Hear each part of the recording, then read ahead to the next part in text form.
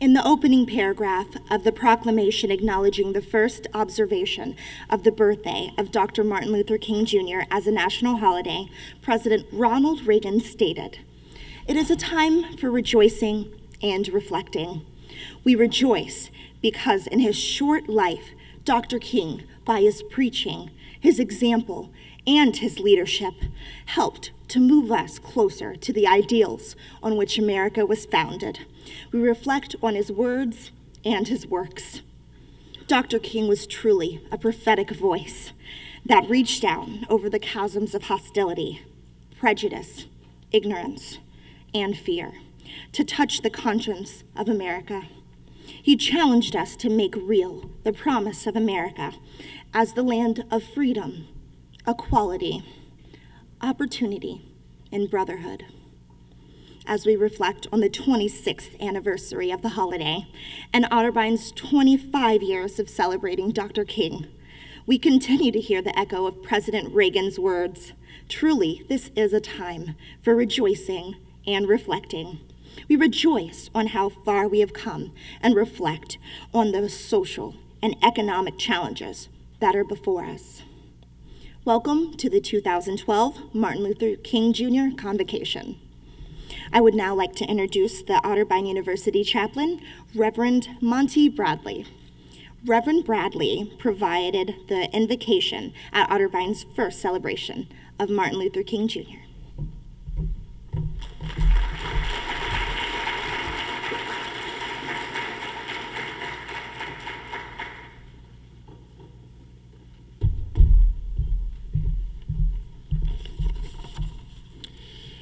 Good afternoon. Welcome on this windy afternoon. Would you please join me in an attitude of prayer and meditation for the invocation? Creator God, God of all peoples and nations, we gather this afternoon to remember, to honor, and to celebrate the life of a prophet named Martin Luther King Jr. His life and work pointed toward a new landscape. His life and work brought us into what we see as the future, and to what is now our time, our place upon this land. In this moment together, may our eyes be clear, may our ears be sharp, may our hearts be opened, so that we may perceive that while the landscape may be altered from that of Dr. King's day, there is still much work to be done. May we see the landscape not only as it is, but as what it could be. Creator God, when Martin wrote his address, "Where do we go from here?" he notes there were 40 million Americans living in poverty. This afternoon, dear God, there are 46 million Americans living in poverty. Forgive us, have mercy upon us if we have neglected the work left to us. But in this hour, dear God, may we be renewed to seek the ways of justice and peace. May we yet strive to root out prejudice, bigotry, and hatred in all their forms. May we engage in the struggle to deliver those who endure the pain of hunger and poverty. May we seek to serve with courage and without regard to the cost. Make strong our hands, make clear our voices. Give us humility with firmness to stand and speak the truth. Give us insight with passion that we too may seek the promised land and the dream that was in your servant Martin. This we pray in your holy name.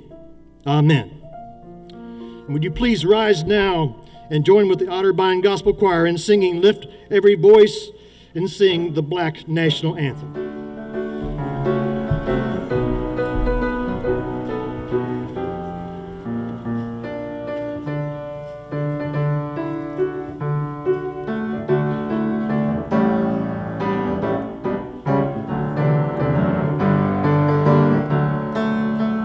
Heaven ring.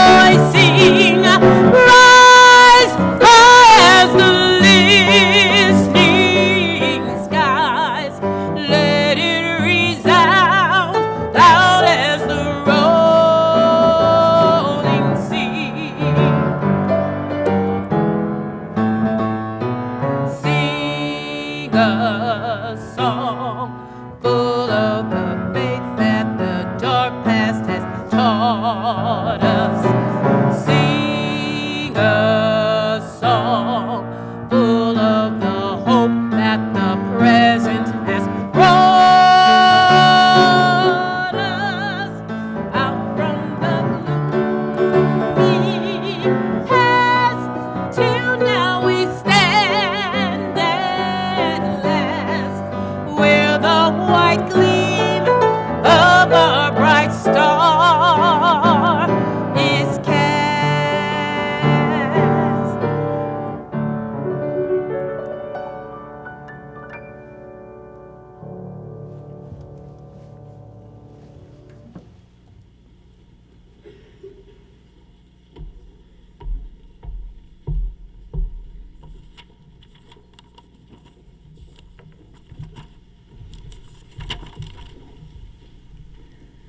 The Southern Christian Leadership Conference was founded in 1957 in the aftermath of the Montgomery bus boycott, with a goal to coordinate and support nonviolent direct action as a method of desegregating bus systems across the South. Eventually, the SCLC turned its focus to ending all forms of segregation and ensuring basic human rights in the United States and beyond. Martin Luther King Jr. served as a president of this organization until his assassination in 1968. The excerpts we are sharing today come from Dr. King's last presidential address, delivered on August 16, 1967. For many, this is a challenging speech, as it made many in 1967 uncomfortable. And you will see, even in 2012, that the raised issues of racism, poverty, and equality remain relevant in our social and economic system.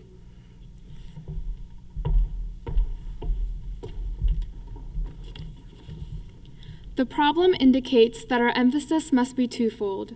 We must create full employment or we must create incomes. People must be made consumers by one method or the other. Once they are placed in this position, we need to be concerned that the potential of the individual is not wasted. New forms of work that enhance the social good will have to be devised for those for whom traditional jobs are not available. In 1879, Henry George anticipated the state of affairs when he wrote in Progress and Poverty. The fact is that the work which improves the condition of mankind, the work which extends knowledge and increases power and enriches literature and elevates thought, is not done to secure a living.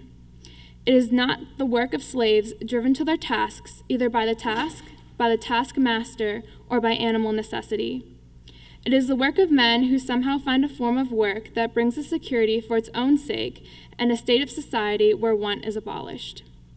Work of this sort could be enormously increased, and we are likely to find that the problems of housing and education, instead of preceding the elimination of poverty, will themselves be affected if poverty is first abolished.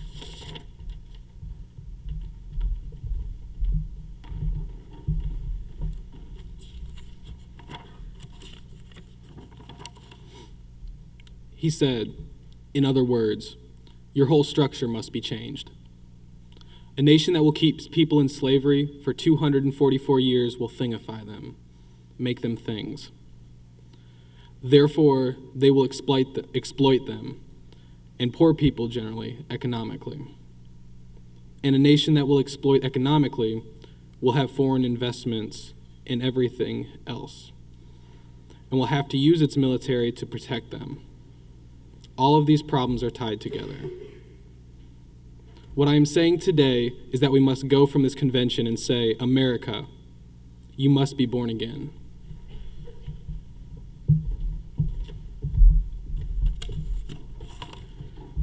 So I conclude by saying again today that we have a task, and let us go with divine dissatisfaction. Let us be dissatisfied until America will no longer have a high blood pressure of creeds and an anemia of deeds. Let us be dissatisfied until the tragic walls that separate the outer city of wealth and comfort and in the inner city of poverty and despair shall be crushed by the battering rams of the forces of justice. Let us be dissatisfied until those that live on the outskirts of hope are brought into the metropolis of daily security. Let us be dissatisfied until slums are cast into junk heaps of history and every family is living in a decent sanitary home.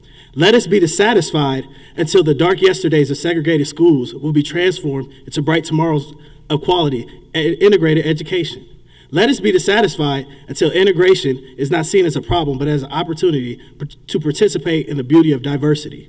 Let us be dissatisfied until men and women, however black they may be, will be judged on the basis of the content of their character and not on the basis of the color of skin. Let us be dissatisfied.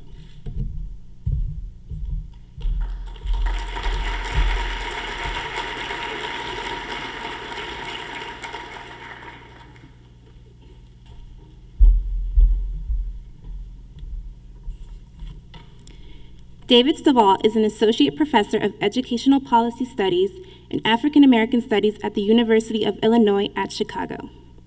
His scholarship investigates 4 areas: critical race theory, concepts of social justice in education, the relationship between housing and education, and the relationship between schools and community stakeholders. In the attempt to bring theory to action, he has spent over the last 10 years working with community organizations and schools to develop curriculum that address issues of social justice. His work has led him to become a member of the Greater Lawndale Little Village School of Social Justice High School Design Team, which opened in the fall of 2005, where he also served as a volunteer social studies teacher.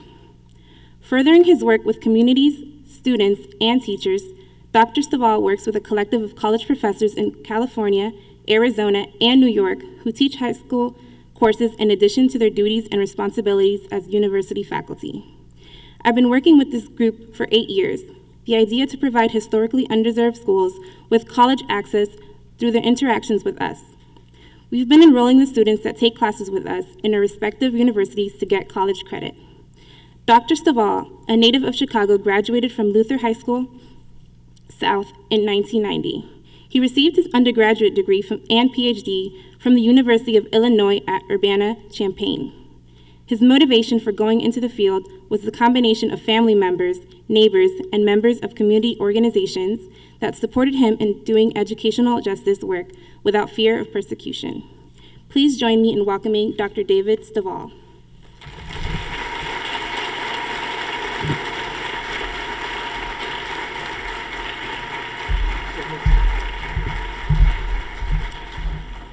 Well, peace and greetings, everybody. I actually want to thank you for the introduction. It actually made me sound like I did something, right?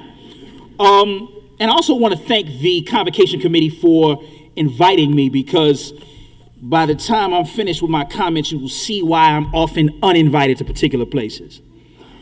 And I need to be clear about that. And I think it is important for us to reimagine and rethink Dr. King, right?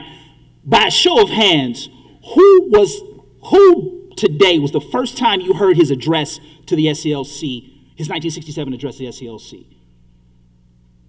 Right?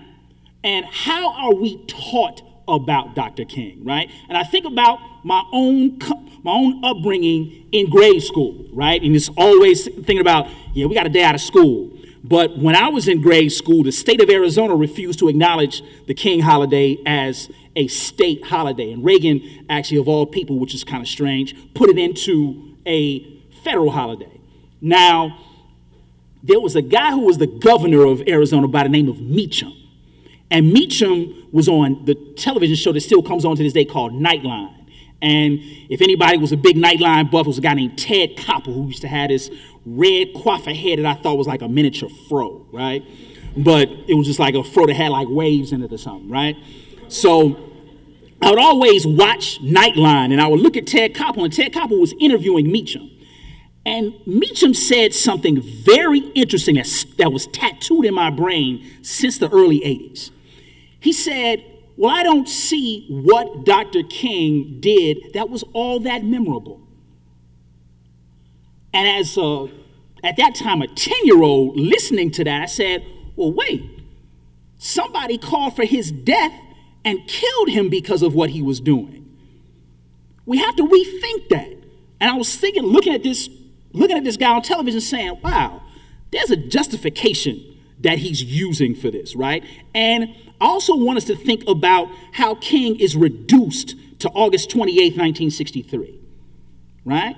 Because when we always talk about King, you know, you think about it in grade school, right? You say, okay, we got the King holiday off, and then we do a King celebration, everybody goes, yeah, then you get the little one to recite, I have a dream, right? You know, and then the little ones get tired of it because they're saying to myself, this is not the only thing this man has said, right? And if you think about going from kindergarten to 8th grade in the same space, you get into this mode of saying, hold on, wait, this is not the only thing this man has said. So what if we began to rethink and reimagine King and to say what he was, right? A radical, visionary, prophetic warrior for justice, right? Those words right now will get me in trouble with Homeland Security, right? Radical, visionary, prophetic, right? I could be deemed a quote-unquote religious extremist for using those words. But look at what King was saying, and why don't we talk about his last 2 years of life? When he engaged a most radical form of understanding and pushed people to think about what was happening and its relevance some 46 years post his death, right? So if we were to reimagine King, it would take us to do some certain things, and it would allow us to connect some things that we currently don't, because I'm often frustrated around when we reduce him to August 28th, 1963, right? And we forget things like the Poor People's Campaign, right? Remember what King was saying. King was saying that we have not just a poverty of wealth, right? He said that we have a poverty of understanding. We have a poverty of hope. We have a poverty that is actually looked upon by the rest of the world as nefarious. Because how can at that point, the richest country in the world have one of the largest populations of poor people, which is now even widened to this day. Right? And why do we miss those words? Why do we miss King's words around anti-militarism? Why do we miss King's words around the prison industrial complex? He was saying this in 1967, to pay attention to the prison industrial complex, right? Michelle Alexander, right here at Columbus at Ohio State, wrote a book called The New Jim Crow. I talked about it earlier this morning. And I just want us to think about this. There are currently more African-American men who are incarcerated than there were people listed as chattel slaves in 1850. I want us to think about that, right? Not just every black male aged 18 to 25, 25% of them are incarcerated, 1 out of 4. But think about it even deeper. 1 in 40 black people are incarcerated or under some form of state, federal, or local supervision, whether that be house arrest, work release, or parole, right? So if we think about this differently and we connect King's words and we don't dismiss them and we don't misuse them like the right wing has currently done in terms of talking about the content of the character, King said that in context, right? It is a good day when that happens, when a person is not judged on the color of their skin, whether the content of their character, but we do not live in that day. Right? And some of y'all look at me crazy and say, well, wait a second, Stovall. There's a guy from 51st Street in Chicago who's now the president. Doesn't necessarily mean that everyone is free. And I'll say that publicly, and I'll say that if we're being taped, right? And I'm not fearful of that, because where Barack Obama's election is a laudable individual achievement, it has not meant justice for the masses of people who have been historically underserved and under-resourced. I have to say that, right? No matter how painful. And this is somebody who has been in meetings with Barack Obama when he was a state senator, right? When he would come to the meetings, and what actually got him elected in Illinois was the fact that he was accountable. And we're seeing that accountability drift away slowly, right? And now I'm concerned because things have not gotten necessarily better, right? We have to think about these things, and I think about them in the context of King because King warned us, right? And I would encourage everyone to read a book by two guys named Jim Vanderwall, and the other one is Ward Churchill. They wrote a book called Agents of Repression, and they wrote another book called the COINTELPRO Papers. The COINTELPRO Papers are about the counterintelligence program of the FBI. And actually, Leonardo DiCaprio is in a movie about J. Edgar Hoover, the first director of the FBI. But in the COINTELPRO files, they talk about the elimination of a black messiah. This is the words of the federal government. And we don't bring that to context. We're dismissive of this. So King was targeted by the federal government as problematic. But problematic for what? Saying that we have a poverty issue, saying that we have an issue about the military-industrial complex, saying that we have an issue about imperialism, saying that we have an issue about prisons, saying we have an issue about housing. And now that becomes taboo even to this day to say, because my colleagues will even tell me, well, Stovall, what are you talking about? You know, Barack Obama's elective. Most folks are doing better than they ever had. That's not the case where I'm from. In fact, I live in a state where you can be tried as early as 16 as an adult. You can be sentenced to death at 17. You can be charged with attempted murder if you have a certain amount of drugs on your person, not possession with intent to distribute or possession with intent to deliver. So I live in a different space. And I don't want to think about those spaces as parallel universes.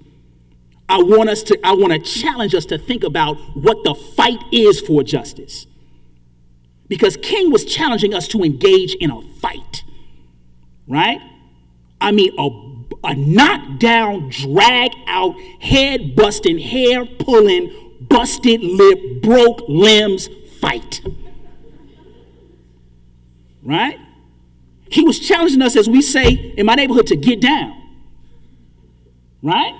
And not to be chumpish about this, because the forces that are actually at bay are doing something to us daily. They anesthetize us, right?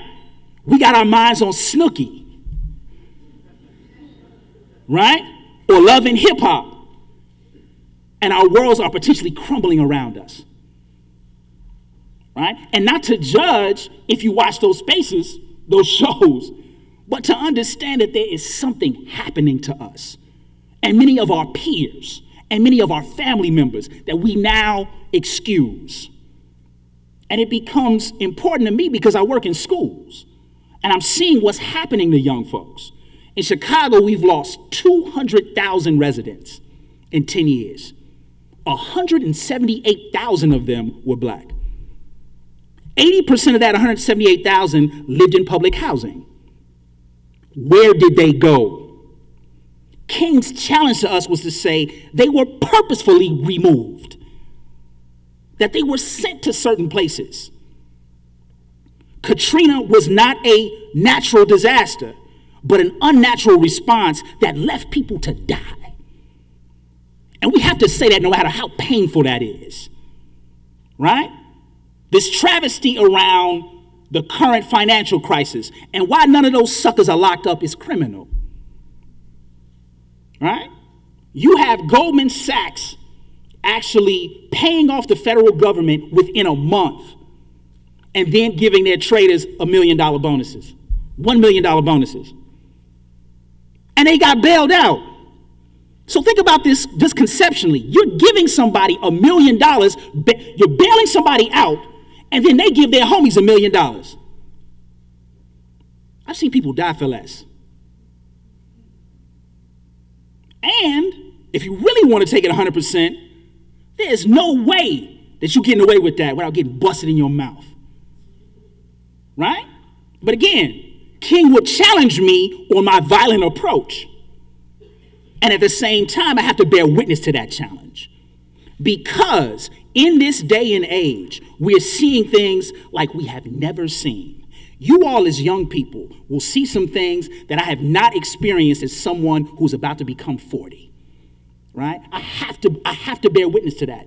I have to appreciate what you all are experiencing and how you all are inundated and constantly have to process your world and filter these things many times by yourself without guidance or understanding or even solidarity from us as older folks. And I use that term solidarity to push our thinking, right? Because solidarity means that we might disagree, but we are moving forward based on the injustice that we have identified. And we're willing to fight for that, right? Because it's always this thing. I mean, we are at this moment. A good friend of mine always challenges me. He says, well, man, Stovall, you need to think about it as you and somebody else in a phone booth. And there's only one way out. I said, man, that's a hell of a fight. No, you in a phone booth, you doing dirt. Trying to get out of there. But at the same time, I don't want to be dismissive of that. Because we disrespect the legacy of Dr. King when we are.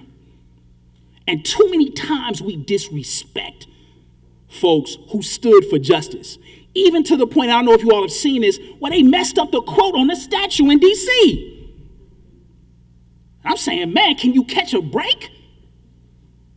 But at the same time, again, our memory, we cannot dismiss 1964 to 1968 in Dr. King's life. Too many cases that we do. What if we taught kindergartners that King was a radical, prophetic warrior for justice? It would change it up. In fact, it would scare the hell out of some of us. When our 5-year-old came home and said, I learned about a prophetic radical warrior. And then his parents, you go, oh, who was that? Dr. King. And then now, I would probably get lambasted by Hannity and Rush Limbaugh and Glenn Beck about radicalizing King. But for me, we haven't paid attention to King. Because if we paid attention, we would be doing something very different. So I want to express peace and solidarity to the Occupy movement. And I won't say we need to bring that and occupy the hood, because the hood is occupied. And we need to understand how it's occupied, right? So I don't talk about a police state lightly, because where I'm from, that police state means your life or death. And we can't be dismissive of the fact that this is what we have been forewarned against. And King was constantly challenging us. I would also encourage you to listen to his speech as Riverside Church in 1967, also co-authored by Vincent Harding.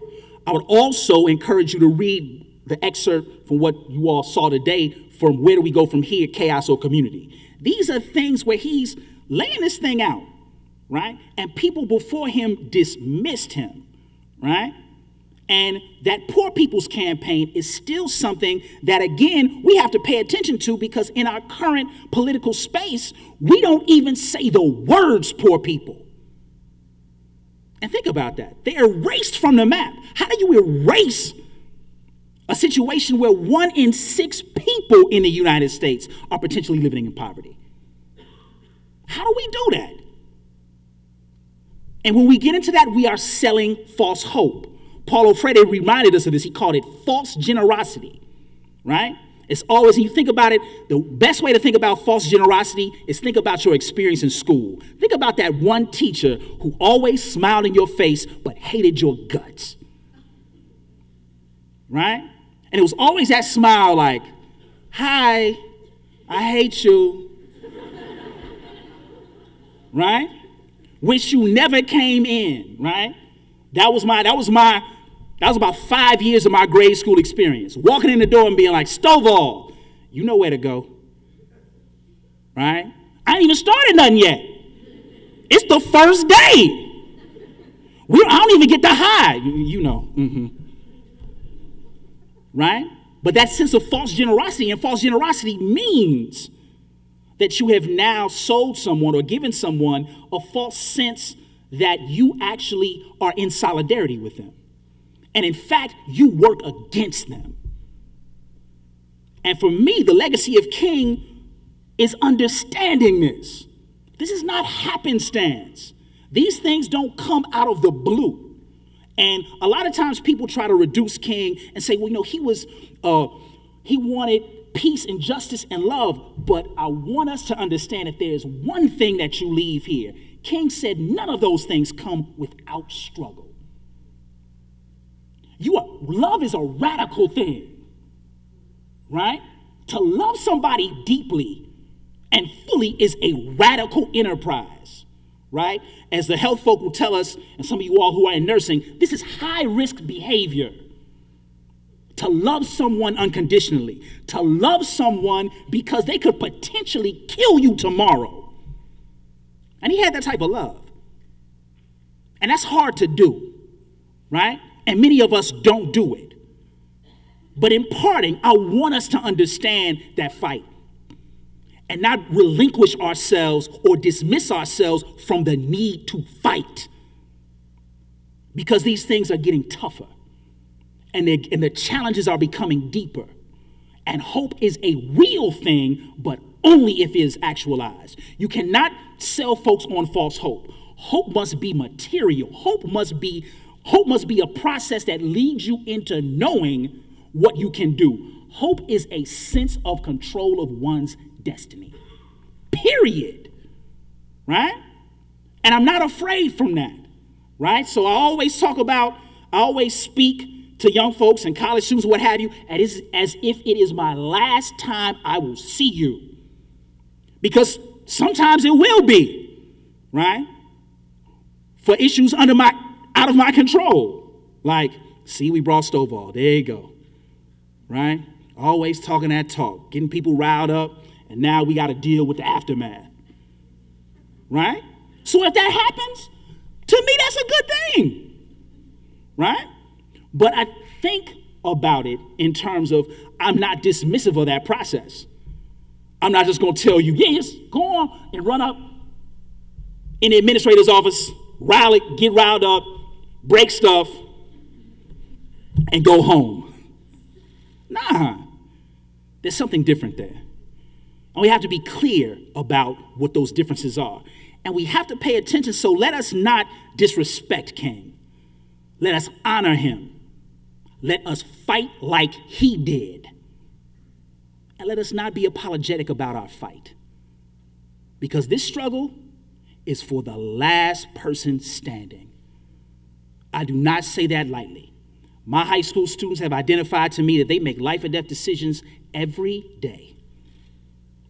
Most important to me is not what they engage in the schoolhouse, because they will be away from me once we're finished.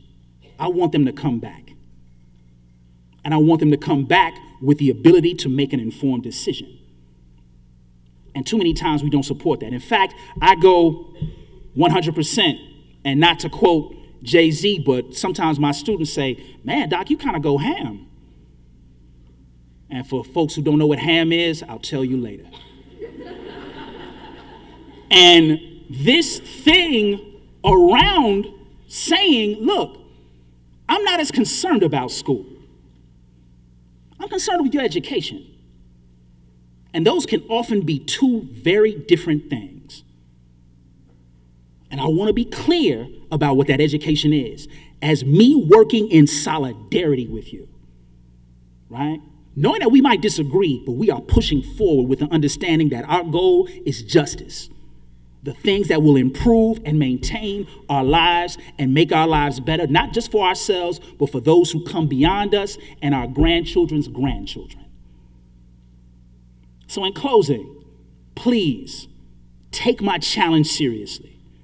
Do not anesthetize or reduce King. Engage him. Engage what he has meant. Engage what he has challenged us to do. Because this fight will be a long one, and I hope to see you there in the process. Thank you.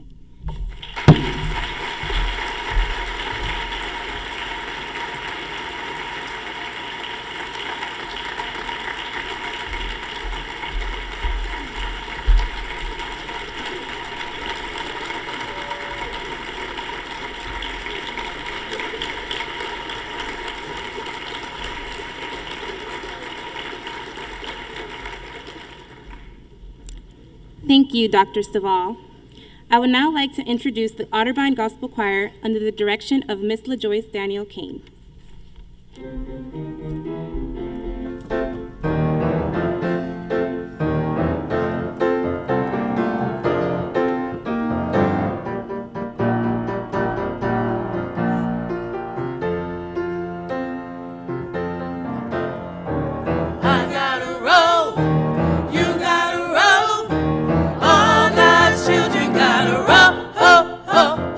When I get to heaven, gonna put on my robe. I'm gonna walk.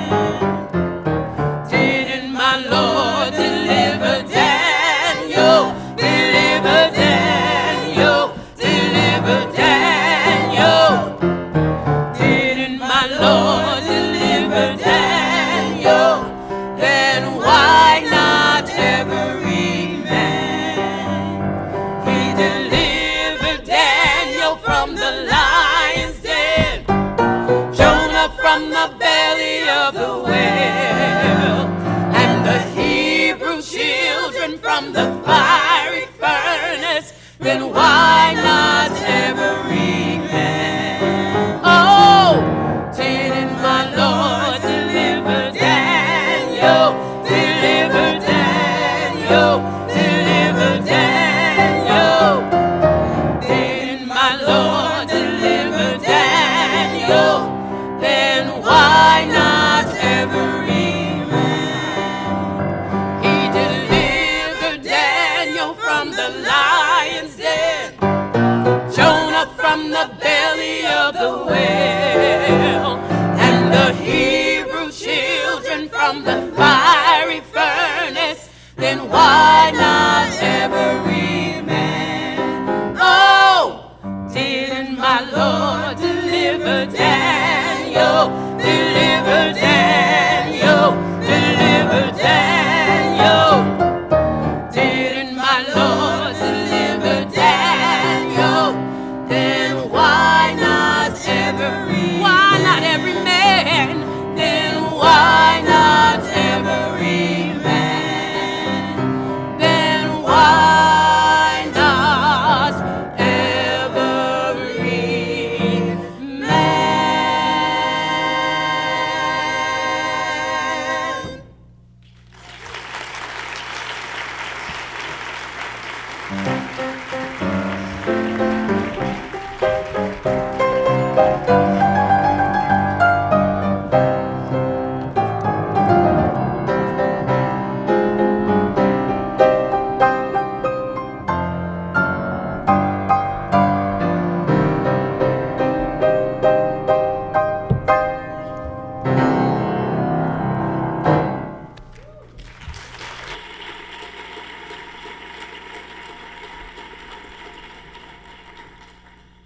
The Peace and Justice Award was established at Otterbein College in 1996 as a means of recognizing members of our community who exemplify the ideas of Dr. Martin Luther King Jr.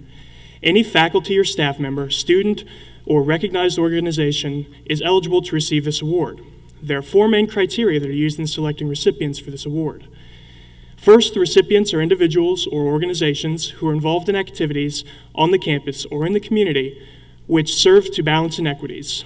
Next, through their actions, encourage others to do the same.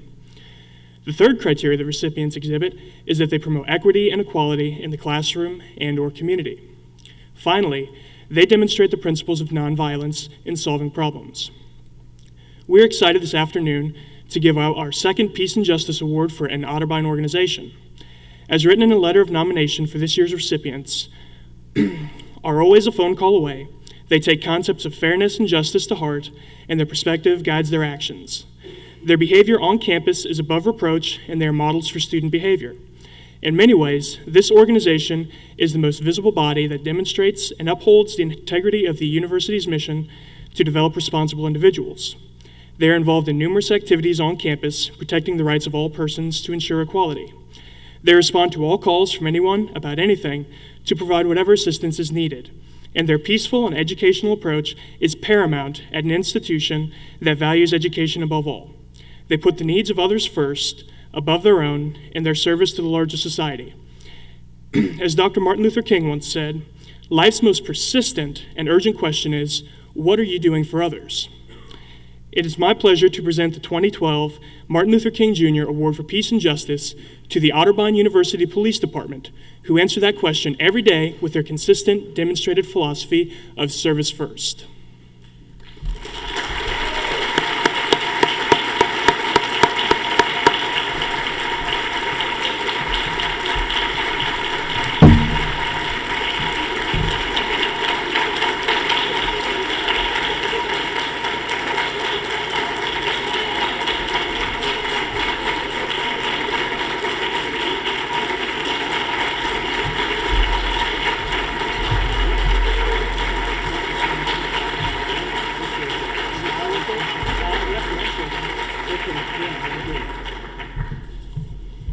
Thank you very, very much for this important recognition. We really, really appreciate it.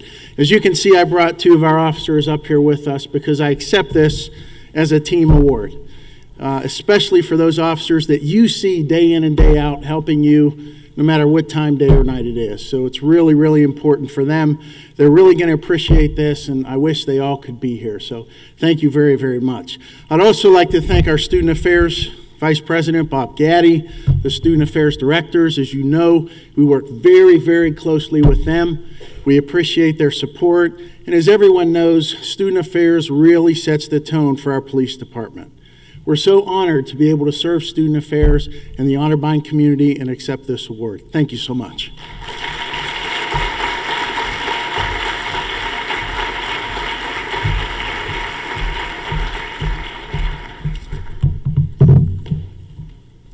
There were 3 nominees for this year's Faculty Staff Award.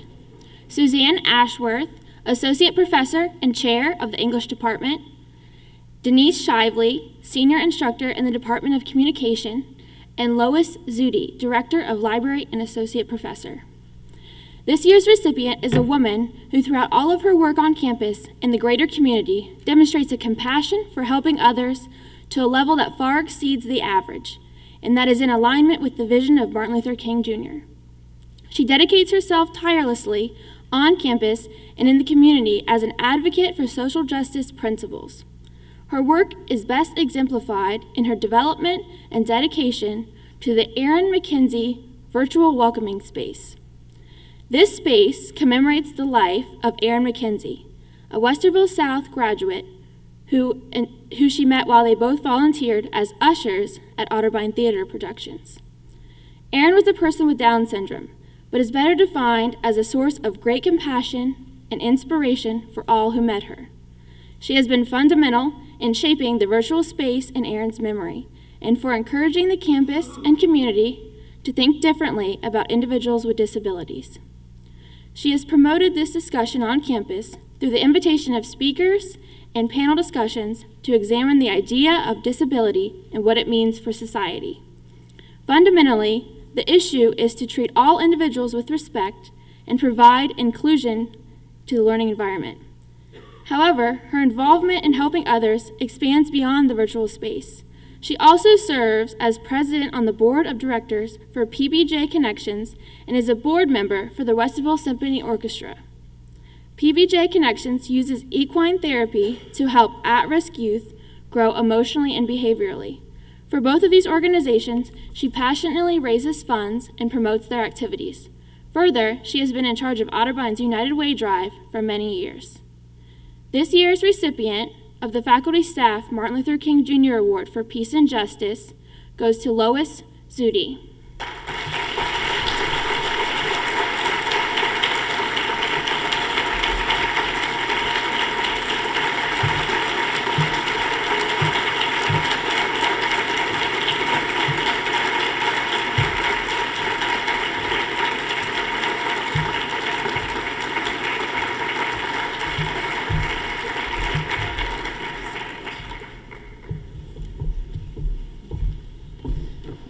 Thank you all so much. That was a wonderful honor, and I'm just almost speechless. It's wow, what an honor to receive this award, and I really do appreciate those who nominated me. And thank you.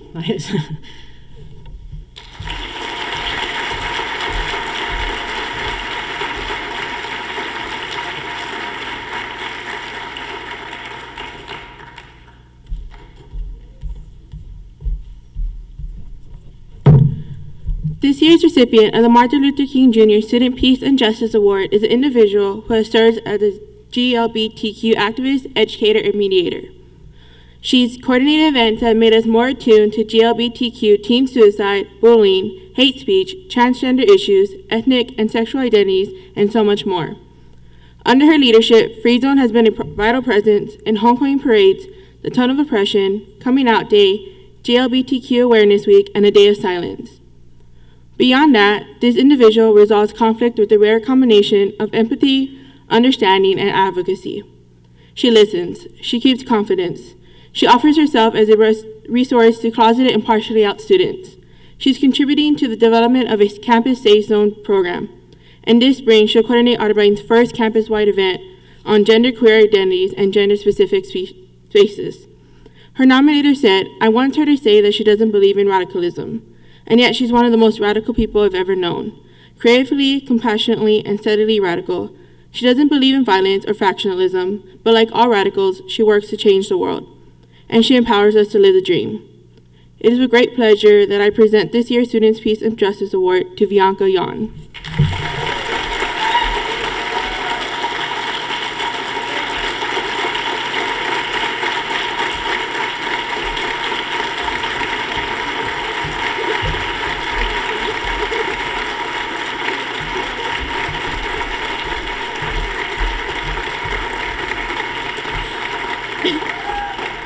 You should tell people when they win things so they have something to say when they get up here. I'm just going to follow Lois, I guess. I'm absolutely speechless. That was really sweet. I need to find out who nominated me. That was really nice. But yeah, God, thank you. I'm going to stop talking before I cry, but thanks. Thank you.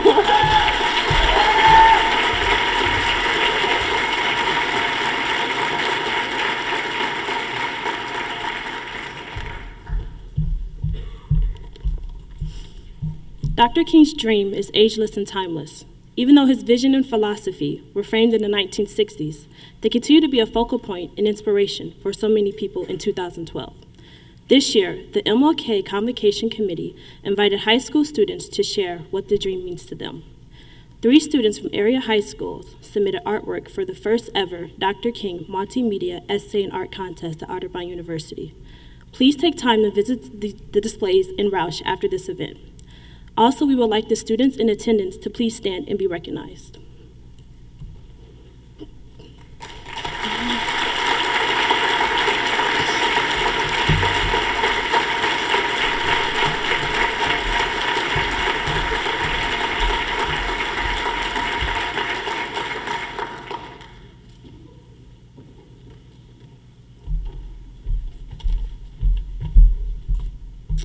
Thank you for joining us today. It is our hope that this program has met its goal, that you have had the opportunity to rejoice and reflect on the life and legacy of Dr. Martin Luther King Jr., that you have been inspired by the words of our keynote speaker, Dr. David Stovall, and the actions of our Peace and Justice Award recipients, that you will leave here knowing that the legacy of Dr. King must extend beyond a day or two of celebration.